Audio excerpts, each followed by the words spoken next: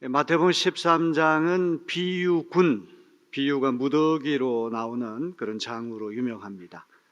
누가복음 15장, 16장에도 비유가 무더기로 나오는데 마태복음 13장에는 무려 8가지 비유가 연달아 나옵니다. 예수께서 그 당시 랍비들이 그랬던 것처럼 앉아서 사람들에게 비유를 가르쳐 주시는데, 이제 배를 타시고 배 위에 앉아서 해변가에 서 있는 사람들에게 이 비유 말씀을 들려주십니다.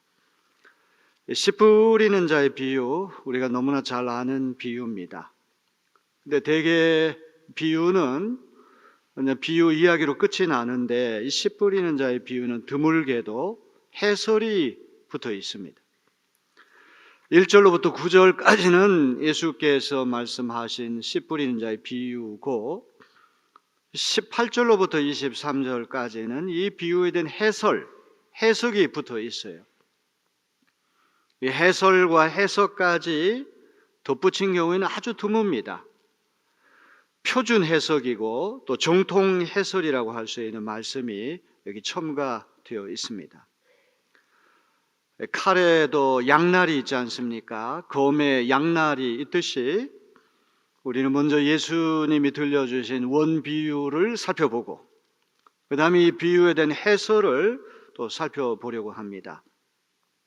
미리 이 말씀을 드린다면, 씨 뿌리는 자의 비유의 초점은 씨앗을 뿌리는 농부의 자세, 씨 뿌리는 사람의 태도, 이것이 초점이고, 비유의 해설에서 초점이 되는 것은 밭입니다. 어떤 밭이냐? 씨앗도 중요하지만 이 씨앗이 땅에 떨어져서 열매를 맺으려면 토질이 중요하다. 그래서 이 두 가지 초점을 우리가 놓치지 말고 말씀을 살펴보려고 합니다. 팔레스타인 땅에서는 4월부터 9월까지는 비가 오지 않습니다. 건기입니다. 그러다가 9월 말 10월 초가 되면 비가 오기 시작해요. 우리나라에서는 이른비가 봄에 오지만 이스라엘에서는 이른비가 가을에 옵니다. 건기에는 씨앗을 뿌리기 어려우니까 이제 우기가 되면 보리나 밀 씨앗을 이제 뿌려서 그 이듬해 이제 봄철이 되면 추수를 하게 됩니다. 우리나라는 땅이 좋기 때문에 농부가 파종을 할 때 미리 고랑을 파고 이랑을 파고 정확하게 그 씨앗을 거기 투척하면 됩니다. 그런데 팔레스타인 땅은 석회석하고 흙이 적당히 뒤섞여 있기 때문에 먼저 이랑을 파는 것이 아닙니다.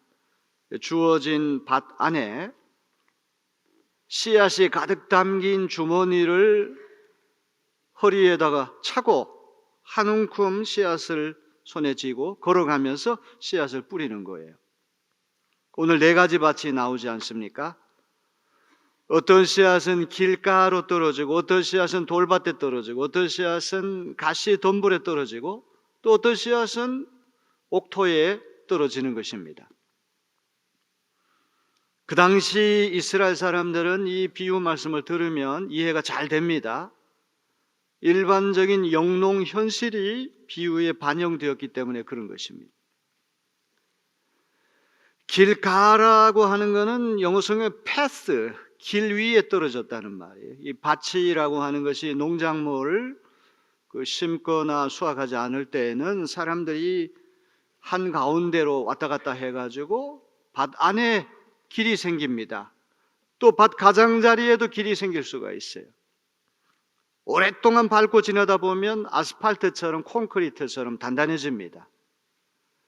그 다음에 돌짝밭이라고 하는 것, 갈릴리 지역에 이스르엘 평야가 있습니다. 곡창지대입니다. 이스르엘 평야를 제외하고 대부분의 땅은 다 석회석 땅입니다. 흙은 조금밖에 안 되고 다 석회질로 된 그런 땅이기 때문에 돌짝밭도 아주 흔한 상황입니다. 가시덤불이라고 하는 것은 엉겅퀴라든지 잡초, 몇십 센치밖에 안 되는 관목들이 밭 주변에 자라나가지고 또 이 가시 덤불도 일반적인 상황입니다. 자, 그래서 농부가 이제 씨앗을 투척할 때 다 옥토로 씨앗이 떨어지지 않고 네 군데로 분산이 된다고 하는 것, 첫 번째 예수께서 들려주신 비유에서 우리 기억해야 할 일입니다. 자, 네 가지 밭을 하나씩 살펴봅니다. 첫째는 길가. 자, 우리 4절 말씀을 다 같이 봅니다. 더러는 길가에 떨어지니 새들이 와서 그것을 쪼아 먹었다. 농부가 씨앗을 뿌리는데 첫 번째 땅은 밭 안에 생긴 아주 딱딱해진 길 위에 씨앗이 떨어졌어요. 사람들이 오랫동안 밟고 지나다니다 보니까 아스팔트처럼 콘크리트처럼 단단해진 땅입니다. 씨앗이 뿌려졌지만 땅 밑으로 침투가 안 됩니다. 밑으로 들어가서 썩어지질 않으니까 새들이 날아와서 그것을 쪼아 먹어버렸다는 거예요. 두 번째는 돌짝밭입니다. 자, 우리 5절로부터 6절 말씀을 다 같이 봅니다. 더러는 흙이 많지 않은 돌짝밭에 떨어지니 흙이 깊지 않아서 싹은 곳 났지만 해가 뜨자 타버리고 뿌리가 없어서 말라버렸다. 표면에 돌이 가득한 그곳에 씨앗이 떨어졌어요. 그러니 흙이 얇아요. 씨앗이 들어가긴 들어갑니다. 싹이 조금 나오지만 착근이 안 돼요. 착근, 뿌리를 깊이 내려가지고 영양분과 햇빛이나 이런 걸 받아들여야 되는데 아주 얄팍하게 돌멩이 때문에 싹이 나긴 하지만 뿌리를 내리기가 어렵다는 말이에요. 해가 뜨면 뿌리가 없기 때문에 말라 비틀어져 죽고 맙니다. 세 번째, 가시덤불. 우리 7절을 다 같이 볼까요? 더러는 가시덤불에 떨어지니 가시덤불이 자라서 그 기운을 막았다. 아까도 말씀드렸지만 잡초, 엉겅퀴, 작은 키의 관목들이 밭 주변에 있다 보니까 씨앗이 땅에 떨어지긴 했는데 좀 이렇게 자라나려고 하니까 가시 기운이 가로막아가지고 더 이상 성장하지 못합니다. 3번 씨앗을 뿌렸는데 낭비하고 실패했어요. 농부가 파종하는 목적은 하나입니다. 열매를 거두기 위해서 파종을 하는데 3번 다 차례로 실패를 했어요. 그런데 네 번째, 이제 좋은 땅에 씨앗이 떨어집니다. 우리 8절을 다 같이 볼까요? 더러는 좋은 땅에 떨어져서 열매를 맺었는데 어떤 것은 100배가 되고 어떤 것은 60배가 되고 어떤 것은 30배가 되었다.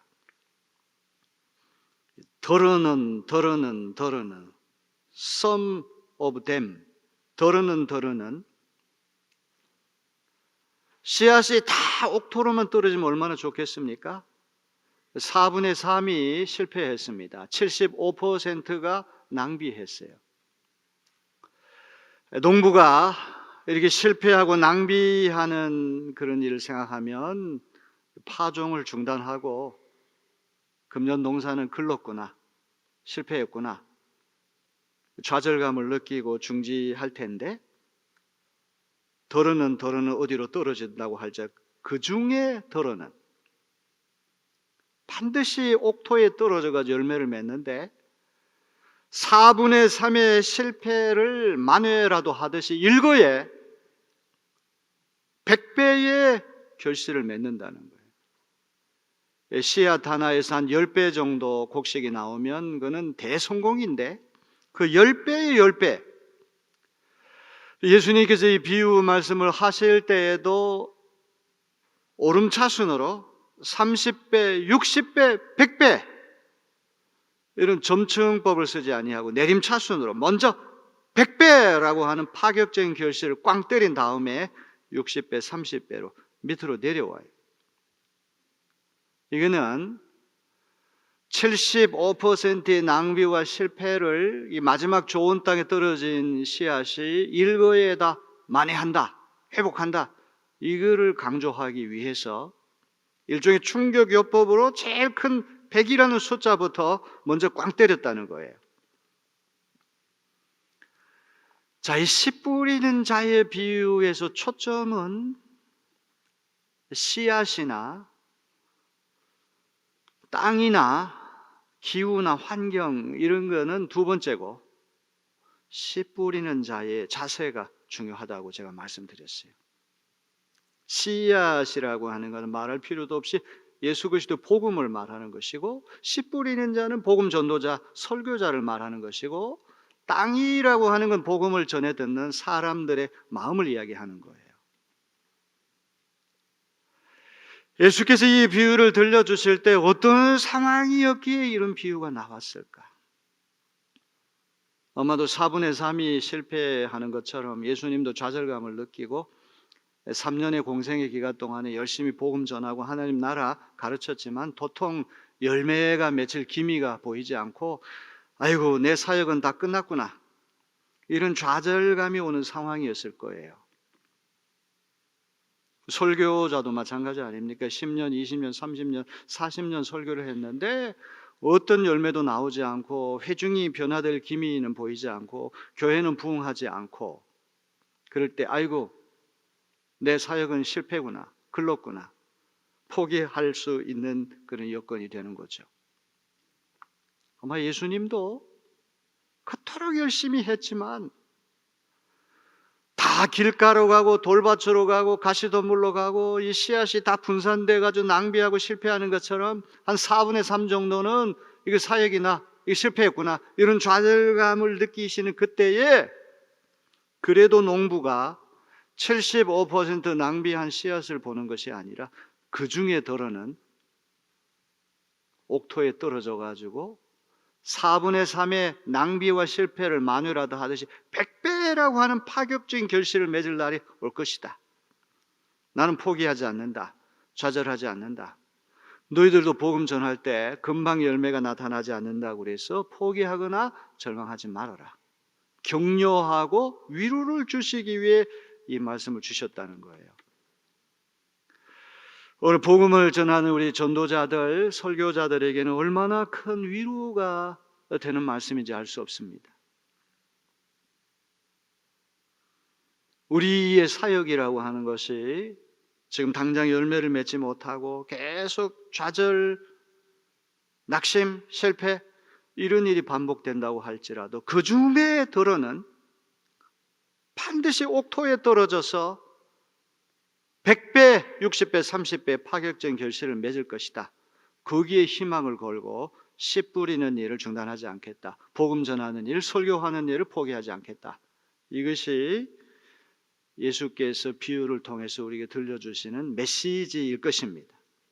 자, 그러면 예수님의 상황을 우리 성경 말씀을 통해서 한 번씩 짚어보겠습니다. 예수님이 3년 동안 복음 전했는데 가족들도 친척들도 다 예수님 외면하고 미쳤다 그러고, 사람들 마음이 길가 돌짝밭 가시덤불 같아가지고 이 복음의 열매를 잘 맺지 못하고 적대자들이 자꾸 생기고, 예수 따르는 제자들 가운데도 이탈자들이 속출하는 그런 상황에 이 비유가 나왔을 거예요. 우리 마가복음 6장 1절로부터 3절을 한번 다 같이 봅니다. 예수께서 거기를 떠나서 고향에 가시니 제자들도 따라갔다. 안식일이 되어서 예수께서 회당에서 가르치기 시작하셨다. 많은 사람이 듣고 놀라서 말하였다. 이 사람은 마리아의 아들 목수가 아닌가? 그는 야고보와 요셉과 유다와 시몬의 형이 아닌가? 또 그의 누이들은 모두 우리와 같이 여기에 살고 있지 않은가? 그러면서 그들은 예수를 달갑지 않게 여겼다. 선지자가 고향에서 대접받지 못한다는 그런 말씀이죠. 예수님의 가족들, 동생들, 누이 동생들, 남동생들 다 알고 있는데 그 예수님이 그런 일을 하시니까 예수님을 신뢰 안 하고 달갑지 않게 업신여겼다는 그런 말이에요. 요한복음 1장 46절을 보세요. 나사렛에서 무슨 선한 것이 나올 수 있겠어? 굉장히 비꼬는 말이에요. 동인천에서 무슨 인물이 나오겠느냐. 제 고향이 충청북도 단양군 매포면 매포리 66번지 도담산봉이 있는 데가 도담국민학교를 제가 나왔는데, 제가 저 인천 숭의신학교에 가서 가르치는데 그 단양 출신의 어떤 여학생이 와가지고 제 고향교회 장로님이 저를 얘기할 때 저 매포 창말 사람이라고. 창말이라고 하는 것은 매포읍에서 다리를 하나 건너서 들어가는 조금 더 후미진 곳이에요. 창마을, 창을 많이 쌓아둔 마을에서 창마을, 창말이라고 하는 곳인데 이제 비꼬는 말이죠. 그 창말 사람이 내리교회 담임 목사 됐다. 이제 이 얘기를 하는 거예요. 그래서 내가 자랑스럽게 맞다고, 나 창말 사람이라고. 청와대 옆에서 뭐 태어나고 자라야지만 훌륭한 사람 됩니까? 시골 벽지에 있는 사람도 여기 내리교회 목사 됐잖아요. 하나님의 은혜인 줄로 믿습니다. 나사렛에서 무슨 선한 것이 나올 수 있겠느냐? 야, 그렇게 시골 동네 인구 뭐 1000명도 안 되는 그런 작은 동네에서 무슨 인물이 나오냐? 존 웨슬리 선생 고향 에버스라고 하는 곳에 가봤더니 웨슬리 선생 활동하는 동안에 아버지가 39년 동안 거기서 목회를 하셨는데 인구가 한 1500명, 2000명밖에 안 돼. 지금도 5000명 뭐 이렇게 작은 동네예요. 그런데 세계 감리교 아버지가 거기서 태어나고 자라난 곳이 아닙니까? 하나님이 하시면 나사렛에서도 선한 것이 나오고 동인천에서도 선한 것이 나오고 창말에서도 선한 것이 나올 수 있단 말이에요. 아멘? 아멘 하는 사람 안 믿어요? 요한복음 7장 41절을 다 같이 읽어봅니다. 그러나 더러는 이렇게 말하였다. 갈릴리에서 그리스도가 나올 수 있을까? 이 이스라엘이라고 하는 북쪽이 갈릴리고 가운데가 사마리아고 맨 남쪽이 유대인데 예루살렘이 있는 유대 땅, 거기 뭐 대단한 곳이죠. 도시예요. 갈릴리는 저 북쪽에 있고 야만적이고 몇백 년 동안 선지자가 나오지 않은 아주 산골 벽지. 우리나라로 얘기하면 서북 출신들, 황해도 평안도가 옛날 조선시대 때 많이 그렇게 박해를 받던 곳인데 그런 지역에 복음이 들어가서 제일 먼저 그들이 예수 믿는 사람들이 생겨나고 평양을 조선의 예루살렘이라고 말하지 않았습니까? 사람들이 이런 지역적인 외적인 것만 보고 갈릴리에서 무슨 그리스도가 날 수 있겠느냐. 그 다음에 마가복음 3장 21절을 다 같이 보여요. 예수의 가족들이 예수가 미쳤다는 소문을 듣고서 그를 붙잡으러 나갔다. 심지어 예수님의 가족들조차도 예수님 미쳤다고 생각하고 예수님 붙잡으러 나갔다는 이야기예요. 누가복음 4장 28절 29절을 다 같이 봅니다. 회당에 모인 사람들은 이 말씀을 듣고서 모두 화가 잔뜩 났다. 그래서 그들은 들고 일어나 예수를 동네 밖으로 내쫓았다. 그들의 동네가 산 위에 있으므로 그들은 예수를 산 벼랑까지 끌고 가서 거기에서 밀쳐 떨어뜨리려고 하였다. 사람들이 예수님이 얼마나 미워하고 업신여겼던지 동네 바깥으로 내쫓아가지고 그 산 위에 있는 절벽, 낭떠러지까지 끌고 가가지고 거기 밀어가지고 절벽에 떨어뜨리려고까지 했다는 그런 말이에요. 길가나 돌짝밭이나 가시덤불에 씨앗이 떨어진 것처럼 예수님이 그토록 고생했지만 아유, 하나님 나라 운동, 예수 운동, 내 사역은 이거 열매 맺지 못하고 이거 다 실패구나 이런 생각하겠죠. 자, 심지어 제자들까지도 이탈한 사람 속출했어요. 요한복음 6장 60절을 다 같이 볼까요? 예수의 제자들 가운데서 여럿이 이 말씀을 듣고 말하기를 이 말씀이 이렇게 어려우니 누가 알아둘 수 있겠는가 하였다. 매일 예수님 따라다니면서 말씀 듣는 사람도 너무 알쏭달쏭 신비한 수수께끼 같은 말씀하니까 야, 이거 이렇게 어려운데 우리가 따라갈 필요가 있겠느냐? 예수님 저버리려고 하는 생각을 가졌다는 말. 마가복음 3장 6절. 그러자 바리새파 사람들은 바깥으로 나가서 곧바로 헤롯 당원들과 함께 예수를 없앨 모의를 하였다. 예수님을 죽일 그런 흉계를 꾸몄다는 말이에요. 예수님이 이런 기막힌 상황에서 씨앗을 뿌리는 농부가 씨앗을 뿌리면 다 좋은 땅에 떨어져야 되는데 길가로 떨어지고 돌짝밭에 떨어지고 가시덤불에 떨어지고 4분의 3이 실패해요. 75%가 낭비예요. 농부가 그것만 생각하면 에이, 금년 농사는 다 끝났다. 포기하고 집에 돌아갈 터인데 그 중에 덜어는 옥토에 떨어져 가지고 4분의 3의 실패를 만회라도 하시 일거에 100배의 파격적인 결실이 일어날 걸 믿고 포기하지 않는다는 말. 이것이 전도자의 자세가 되어야 할 줄로 믿습니다. 설교자의 자세가 되어야 할 줄로 믿습니다. 여러분, 씨앗이라고 하는 것에 대해서는 여기 불평이 없잖아요. 씨앗이 복음이라고 하는 건데, 순전한 복음이라고 하는 거는 그거는 너무나 귀한 것이기 때문에 복음이 문제가 돼가지고 열매를 못 맺는 거 절대 아니에요. 목회자들이, 설교자들이 이게 원시적으로 씨를 뿌리듯이 복음만 전해가지고는 사람들이 잘 반응도 없고 재미도 없고 교회도 안 나오니까 유전자 조작을 하고 변형을 하듯이 복음을 좀 이렇게 비틀어가지고 사람들 구미에 맞게 한번 복음 만들어 보겠다. 그게 사도 바울이 얘기하는 다른 복음이 아니고 뭡니까? 정말 순전한 예수 그리스도에 대한 말씀이 아니라 예수 믿으면 돈 많이 법니다, 건강해집니다, 자녀 잘 됩니다, 이런 축복의 문제, 물질 축복의 문제, 이런 것들이 다 다른 복음들 아니에요. 그래가지고 일시적으로 사람들 끌어당길 줄은 모르지만 정말 그 사람들이 진정한 그리스도인이냐? 이건 두 번째 문제죠. 지난번에 LA 갔을 때 LA에 교회들이 많은데 우리 가족들이 그레이스 커뮤니티 처치라고 하는 곳에를 2주 갔습니다.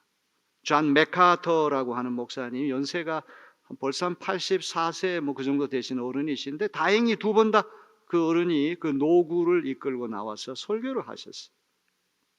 강해 설교자로 유명하죠. 더글라스 맥카터 장군하고 같은 다 가족 친척 집안이 아주 순직하게 성경에 있는 말씀만 가지고 설교를 하시는데도 우리 예배당에 이렇게 가려고 하는데 차들이 막 몰려오고 사람들이 구름대같이 벌떼같이 몰려들어서 앉을 자리가 없을 정도로, 조금만 늦어도 뒤에 서서 예배를 드려야 할 정도로 저는 많이 위로를 받았어요. 소망을 얻었어요. 이렇게 순직하게 복음만 전해도 교회가 될 수 있구나. 이게 씨앗을 탓해가지고 야 이렇게 복음만 전해서 안 되니까 좀 이걸 비틀고 좀 우리가 다르게 해야 된다. 그 어떤 개척교회가 하도 안 되고 그러니까 요즘 사람들이 교회 오면 재미있어야 되니까 고스톱을 쳐야 된다.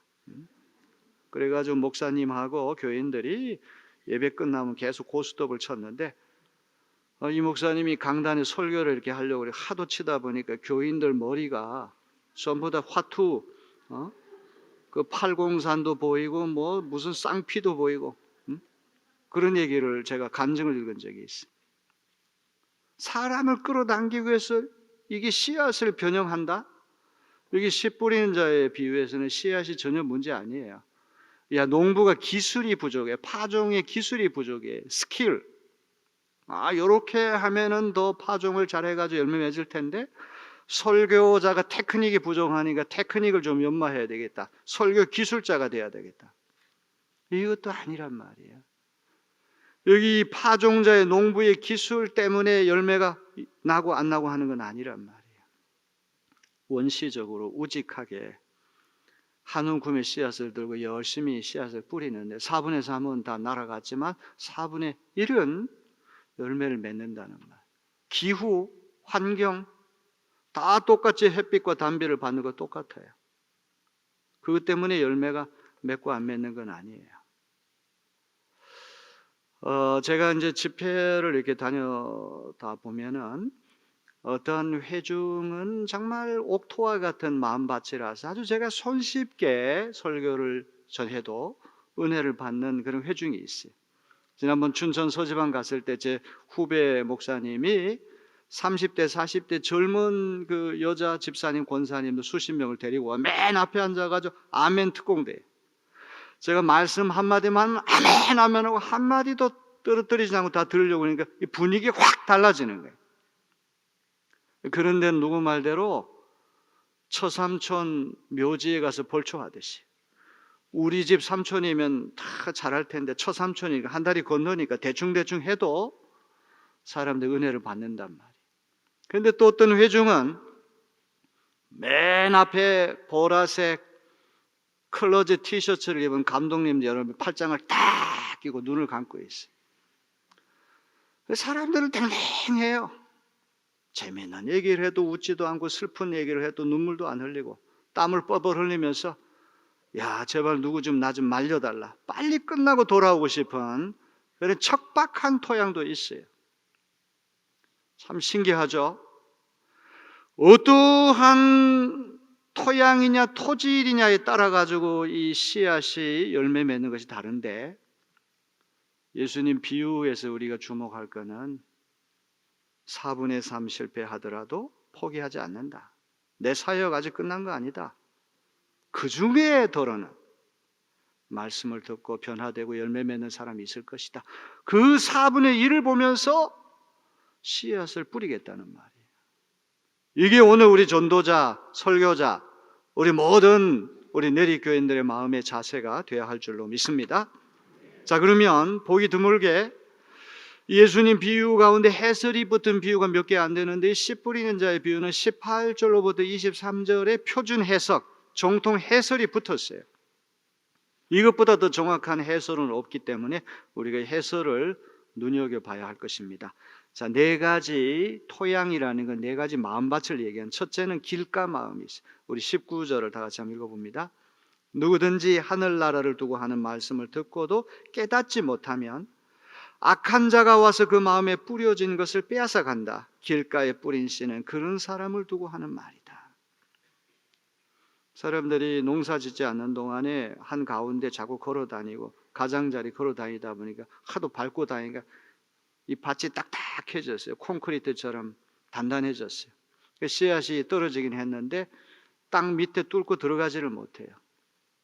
그러니까 새들이 날아와가지고 다 쪼아 먹어버리고 만다는 말이에요. 이 길가 마음이라는 것은 최악의 마음이에요. 교회 와서 말씀을 듣긴 하는데 완전히 세상 사람입니다. 완전히 목이 꼿꼿하고 뻣뻣한 사람이에요.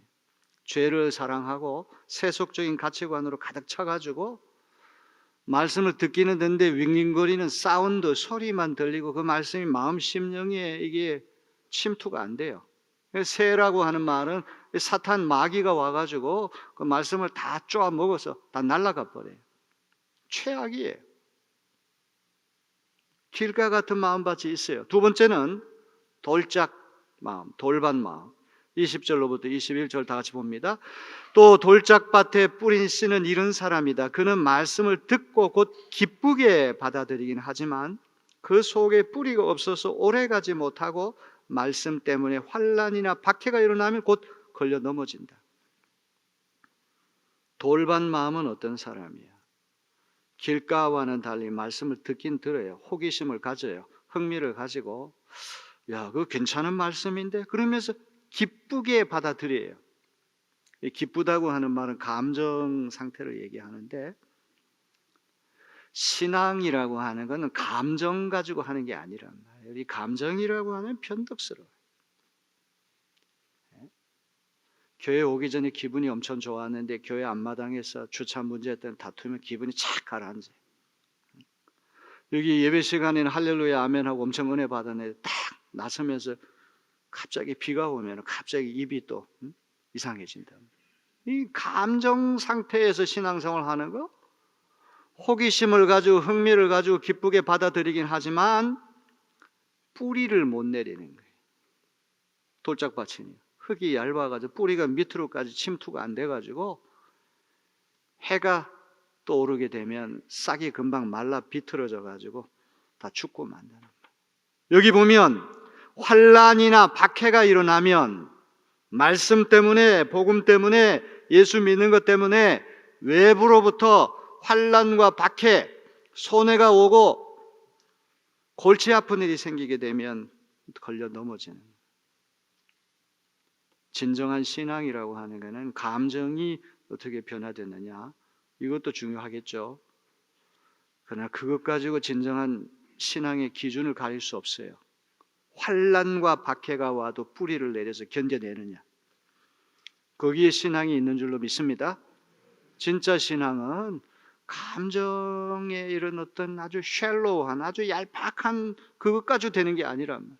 환난과 박해, 말씀 때문에 환난과 박해가 와도 뿌리가 튼실하게 낼 끝까지 견뎌내느냐? 여기에 참 신앙이 있다는 것을 기억해야 됩니다. 세 번째는 가시덤불. 22절 다 같이 읽어볼까요? 또 가시덤불 속에 뿌린 씨는 이런 사람이다. 그는 말씀을 듣기는 하지만 세상의 염려와 재물의 유혹이 말씀을 막아 열매를 맺지 못한다. 돌짝밭은 해가 떠오르니까 햇빛에 뿌리를 못 내리가 싹이 그냥 말라 비틀어지는, 환란과 박해가 외부로부터 오는 것 때문에 무너지는 건데, 이 지금 가시덤불은 내부의 문제를 견디지 못하고 넘어지는 거예요. 씨앗이 들어가 가지고 이제 이렇게 잘 올라오는데 가시 기운이 가로막, 더 이상 못 올라오게 딱 가로막아요. 말씀을 듣기는 합니다. 그런데 세상의 염려, 재물의 유혹. 누가복음 8장에 보니까 향락을 하나 덧붙여요. 향락, 플레저, 앵자이어티, 염려, 재물, 향락. 이거를 완전히 떨쳐내지를 못하는 거예요.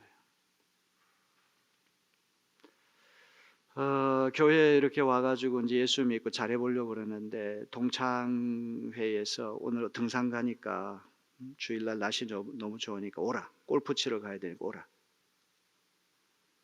그래서 안 온단 말이에요. 교회에. 등산 가야 되고 골프 치러 가야 되고, 개 모임이 또 하필은 그날 있고, 무슨 사정 때문에 교회에 안 가고 거기 가면은 더 즐겁고 재미있고 돈도 좀 생기고, 이것저것 염려, 재물, 향락, 이런 가시 기운이 가로막아가지고 더 이상 성장이 안 되는 상태. 마지막 네 번째, 옥토, 제일 중요합니다. 23절 다 같이 읽어봅니다. 그런데 좋은 땅에 뿌린 씨는 말씀을 듣고서 깨닫는 사람을 두고 하는 말인데, 이 사람이야말로 열매를 맺되 100배 혹은 60배 혹은 30배의 결실을 낸다. 세 가지 땅은 박토예요. 근데 이 네 번째는 옥토인데, 이 사람 말씀을 듣고 깨닫는 사람. 오늘 저는 여러분 모두가 말씀을 듣고 잘 깨닫는 옥토와 같은 마음밭을 가진 분들이 되시길 바랍니다. 똑같은 말씀이 누가복음 8장에 나오는데, 이 옥토에 대한 해설이 누가복음이 더 정확해요. 우리 8장 15절을 다 같이 읽어봅니다. 그리고 좋은 땅에 떨어진 것들은 바르고 착한 마음으로 말씀을 듣고서 그것을 굳게 간직하여 견디는 가운데 열매를 맺는 사람들이다.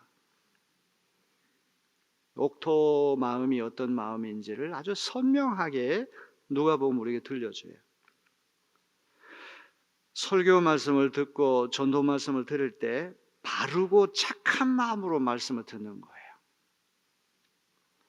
세상에서는 바르지 못했어요. 삐뚤어졌어요. 아주 악했어요.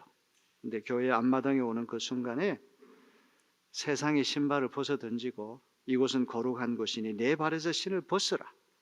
여러분, 안방에 들어갈 때 신발 신고 들어갑니까? 신발을 벗어요. 이유는 하나입니다. 우리 안방하고 세상이 다르다는 걸, 구별된다는 걸 알기 때문에 그런 거 아닙니까? 안방도 돼지우리와 똑같다 이렇게 생각하면 신발 신고 들어 엉망진창으로 살겠지만, 안방하고 안방 바깥은 구별된다는 걸 알기 때문에 그런 거예요.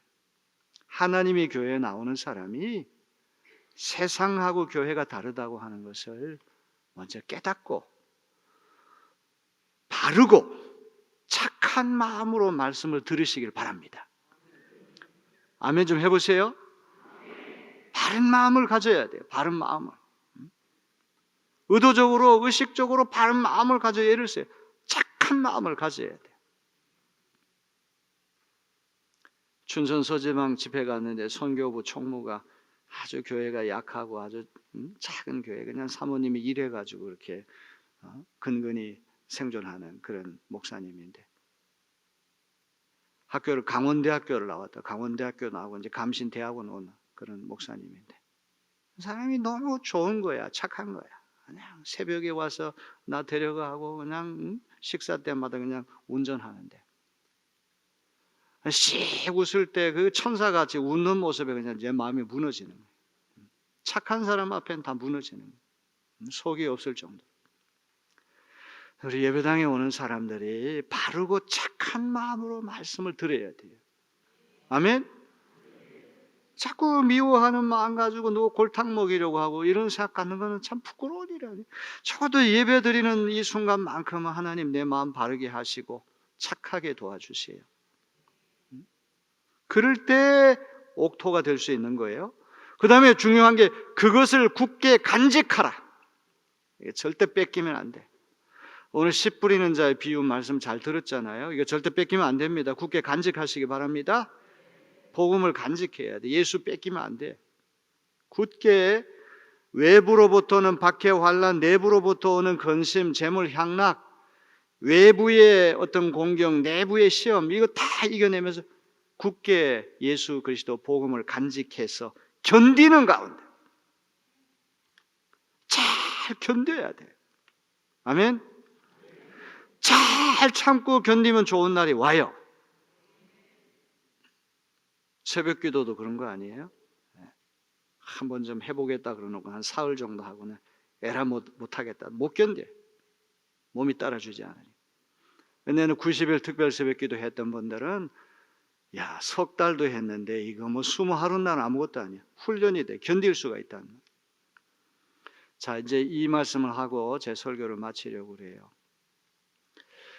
예수님이 4가지 마음밭을 얘기할 때 이것이 우주 만물을 창조하시기 전에 길가, 돌밭, 가시덤불, 옥토 이렇게 4가지 종류의 사람이 완전히 결정됐단 말이에요. 예정됐단 말인가? 아무리 생각해도 그건 아닌 것 같아요. 물론 똑같은 말씀을 듣는 가운데도 길가 같은 사람이 있고 돌밭 같은 사람이 있고 가시덤불 같은 사람이 있고 옥토 같은 사람이 있어요. 다 동일한 말씀을 듣는데 반응은 각각 다르단 말이에요. 그래서 제가 깊이 묵상하는 가운데 이거는 우리 자신의 마음 안에 레이어, 층이 4개가 있다는 거예요. 길가에 층이 있고 돌밭에 층이 있고 가시 떨기 층이 있고 옥토의 층이 있어요. 아마도 양파 껍질을 자꾸 우리가 벗겨낼 때 이제 겉껍데기부터 벗겨나 맨 가운데 이제 핵심이 이제 나오듯이 이 옥토라고 하는 거는 어떻게 보면 마음 안의 마음, 가장 깊은 곳에 깔려 있는 그게 좋은 밭이 아니겠는가?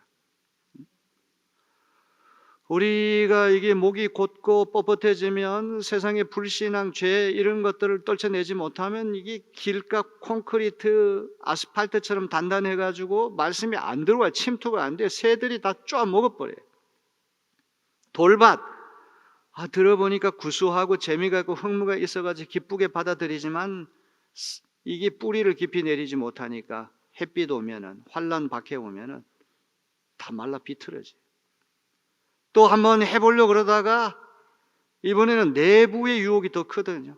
근심, 세상 근심, 재물 향락 이런 것 때문에 기운이 가로막아가지고 또 안 돼요. 우리 마음 안에 4가지 마음이 다 같이 있는 거예요. 어떻게 하면은 단단해진 그 길을 잘 부드럽게 할 수 있을까? 어떻게 하면 돌멩이들을 다 제거할까? 어떻게 하면 가시떨기들을, 가시덤불 다 깨끗이 다 솎아낼까? 그리고 우리 마음밭이 옥토가 되게 할 것인가? 첫 번째는 씨 뿌리는 자의 자세가 초점이라면은 이 2번째는 땅이, 토양이, 토질이 중요하다는 거예요. 부흥에 오신 강사님들이 내리교회는 부흥회 하기가 참 좋다. 어떤 말씀을 해도 잘 받아들인다는 거예요. 아멘. 역사가 138년이 거전됐겠습니까? 어떤 강사님이 오더라도 다양한 종류의 강사님이 오더라도 다 여러분이 그걸 수용할 수 있는 그런 준비가 갖추어져 있지 않습니까? 자, 오늘 여러분들의 마음밭이 옥토가 되어지기를 주님의 이름으로 축원합니다.